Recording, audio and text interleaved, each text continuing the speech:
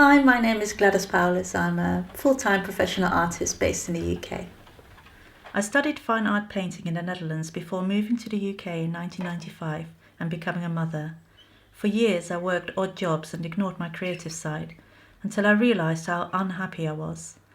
This spurred me on to try my hands at different crafts and explore different materials, and in 2005 I finally stumbled across wool and made my first piece of felt with the aid of a library book. Since 2008, when I made the leap from home crafter to professional artist, I've built up a considerable reputation for my work. My best known felt work consists of a series of animal masks that are featured in theatre, film, fashion magazines and television. I work to commission, but my main source of income is from teaching felt making around the world.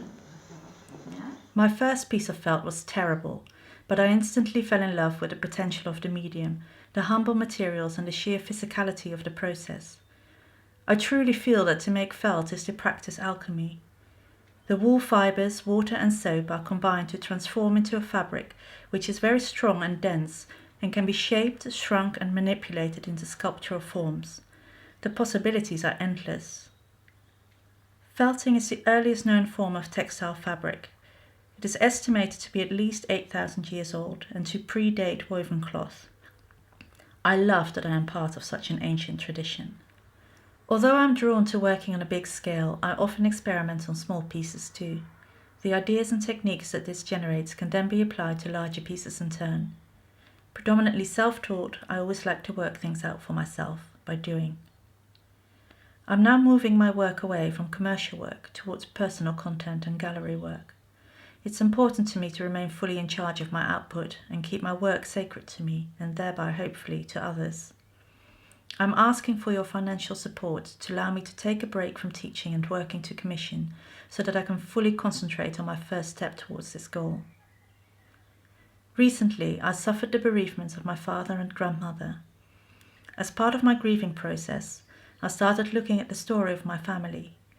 Through interviews, a family tree and reading historical background information, stories started coming to light that were intriguing, painful, sad, and at times shocking and almost unbearable. These are stories about hardship, war, refugees, violence, attitudes towards women, and racial prejudice. Many of these stories had remained unspoken for whole lifetimes. In response, I'm creating an installation of ancestral costumes. Ultimately, the purpose of these costumes is to make visible the unspoken, act as a symbol of remembrance, a gesture of understanding, to honor my ancestors and symbolically heal ancestral trauma.